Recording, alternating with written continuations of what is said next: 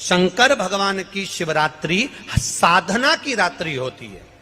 शंकर भगवान की शिवरात्रि एक आराधना की रात्रि होती है। हमने पहले भी कथाओं में कहा, हर महीने शिवरात्रि आती है, प्रत्येक महीने शिवरात्रि पड़ती है, और प्रत्येक महीने की शिवरात्रि पर अगर आपसे बन सके, आप दुनिया में अगर आपके पास में लोग कहें कि ये बहुत गरीब व्यक्ति है, बहुत साधारण व्यक्ति है, इसके पास धन नहीं है, वैभव नहीं है, सत्ता नहीं है, इसके पास खुद का मकान नहीं है, इसके पास खुद की प्रॉपर्टी नहीं है, इसके पास खुद की दुकान नहीं है, दूसरे के यहाँ काम करता है, इसके पास कुछ भी नहीं है, हम उनसे कहेंगे 12 महीने शिवरात्रि आती है, 5 जगह पर चढ़ाई हुई बेलपत्र, आप एक वर्ष 12 शिवरात्रि का एक नियम ले लो, 5 जगह पर बेलपत्र समर्पित करना सीख जाओ। एक बेलपत्र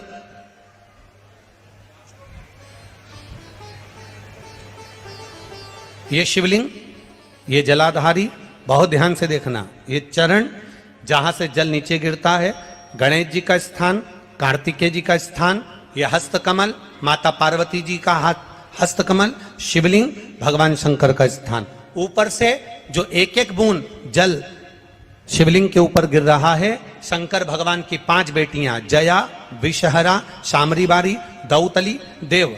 बीच में जो एक मोटी सी लाइन है वो शंकर भगवान की छोटी लड़की, क्या नाम है? अशोक सुंदरी। ये पूरे शिवलिंग का वर्णन। 5 जगह पर बेलपत्र, 5 स्थान पर बेलपत्र, 12 महीने की शिवरात्रि। आप दूसरे के यहाँ काम कर रहे हो, नहीं है नौकरी, नहीं है काम, दूसरे के मकान में रह रहे हो, खुद का मकान भी नहीं, खुद का प्लाट भी नहीं, खुद की प्रॉपर्टी भी नहीं, बहुत संघर्ष की जिंदगी जी रहे हो, ठेला धका रहे, लॉरी चला रहे, गाड़ी चला रहे, ऑटो चला रहे, अपने लिए करने का प्रयास करना।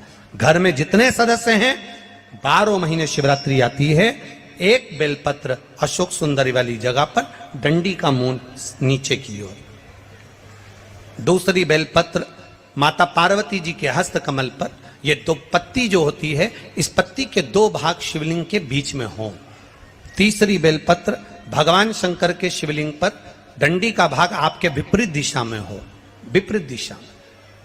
चौथी बेलपत्र भगवान शंकर का जहां से जल बहकर जाता है, जमीन पर जो जल बहता है, जमीन पे से जो जल बहकर जाता है, चौथी बेलपत्र उस जमीन के जल पर जहां से वो पानी बहकर जा रहा है, पूरे शिवलिंग को छोड़कर जहां से पानी जमीन पर बहकर जा रहा है उस स्थान पर। और 5वीं बेलपत्र नंदी का जो पांव ऊपर उठा हुआ है, उस पांव के पास में 5वीं बेलपत्र समर्पित करना। एक शिवरात्रि से लेकर 12 शिवरात्रि जो 1 वर्ष तक कर लेता है, 1 वर्ष अपनी कड़ी मेहनत के साथ में मेहनत पूरी करना। और ये 5 बेलपत्र हर महीने जो शिवरात्रि आती है उस पे समर्पित करना प्रारंभ कर दीजिए और मेहनत करना प्रारंभ कर दीजिए। आपको आपके कर्म का फल मिलेगा। साल भर के अंदर आप अच्छे बनकर बैठ सकते हैं। एक बेलपत्र, एक धतूरा, एक शमी पत्र और एक सफेद पुष्प, केवल एक सफेद पुष्प, एक आखा चावल का दाना। आखा का मतलब जानते हो? मतलब पूरा सेगा चावल का दाना, एक। ये सब हाथ में लेकर, अगर तुमको ऐसा लगता है कि आपको ऐसा महसूस होता है कि मेरी सारी राहें बंद पड़ी हुई है और मैं जिस काम में हाथ डालता हूं वो काम आज होता ही नहीं, दिन लग जाते हैं। शिवरात्रि का दिन हो, 12 महीने कोई सी भी शिवरात्रि का दिन हो, उसी शिवरात्रि के दिन कौन सा नाम? त्रिपुरारी नाम का स्मरण कर कर भगवान शिव से अपने मन की बात कहकर, ज्यादा गरीब हो, बहुत कंगाल हो, लक्ष्मी नहीं आ रही हो, बहुत तकलीफ में हो, कर्जा बहुत ज्यादा हो, उसको कुछ नहीं करना।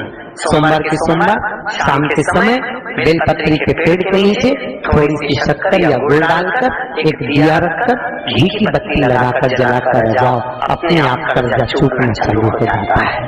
कर्जा क्यों? माता लक्ष्मी को भगवान शिव ने कहा था, लक्ष्मी तेरा विवाह मैं भगवान नारायण के साथ कर रहा हूँ, तो नारायण के चरणों में तो रहेगी। पर एक बात याद रख, माता पार्वती के नयन अश्रु से प्रकट हुए बेलपत्र के नीचे शाम के समय पर तेरा निवास होगा।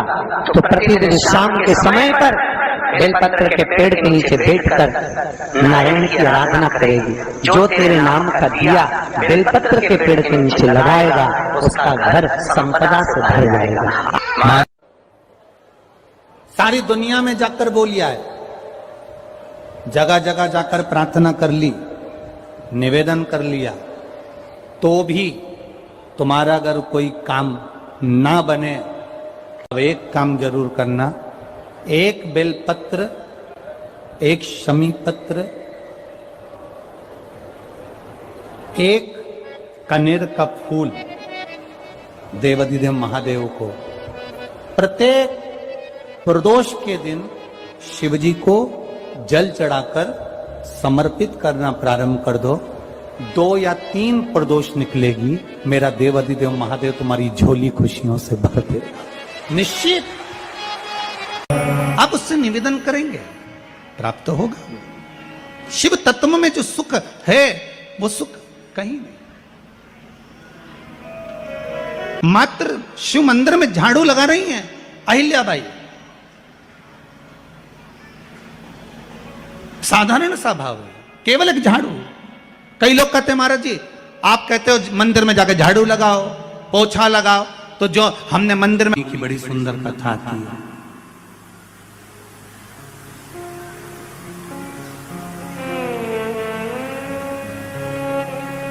जिसको अक्षय नवमी भी कहते हैं। कब है? जम के बोलो जरा। कल।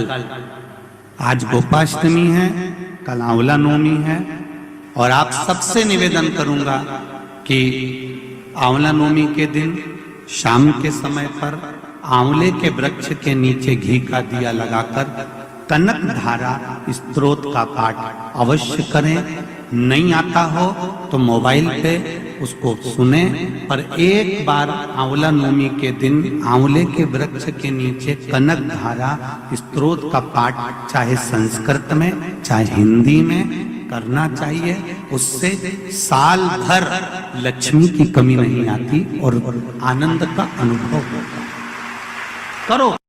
प्रदोष काल के समय पर, शाम के समय पर बेलपत्री के वृक्ष के नीचे जो जाकर बैठ जाता है या बेलपत्री के वृक्ष की जो जड़ है उसका मात्र स्पर्श कर लेता है, बेलपत्री के वृक्ष की जड़ की मिट्टी का भी अगर मस्तक पर तिलक धारण कर लेता है या उसको नमन कर लेता है, प्रदोष काल में, प्रदोष के समय पर, शाम के समय पर प्रतिदिन अगर वो शिव की भक्ति का स्मरण कर लेता है, प्रतिदिन नहीं कर सकते तो प्रदोष की प्रदोष करो, प्रदोष की प्रदोष नहीं कर सकते सोमवार की सोमवार करो, ये भी नहीं कर सकते हर महीने की शिवरात्रि आती है तो शिवरात्रि पर करो, ये भी नहीं कर सकते तो प्रयास करो कि अपन प्रतिदिन शाम के समय बेलपत्री के वृक्ष के नीचे से अगर कोई निकल कर जा रहा हो उसका मात्र दर्शन हो जाए तो भी हमारा दुख आधा समाप्त हो जाए,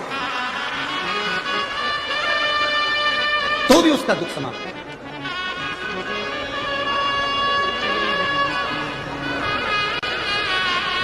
शंभू क्यों और कष्टमय जीवन चल रहा है और कोई समस्या का हल ही नहीं मिल रहा। बहुत दिन हो गए जूझ रही हूं मैं इन समस्याओं से।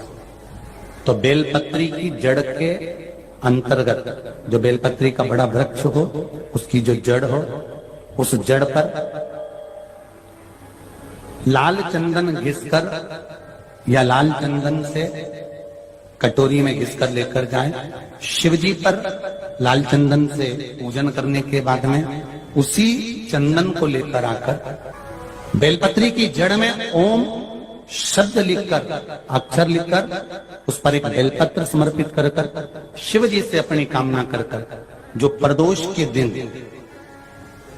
प्रदोष काल के अंतर्गत बेलपत्री के वृक्ष की पूजन कर कर ये नाद कर कर, ओम अक्षर का नाद कर कर स्मरण कर कर आता है। ज्यादा से ज्यादा कहेंगे तो 4 दिन 5 दिन में या 6 दिन में मेरा देव अधिदेव महादेव जो समस्या और टेंशन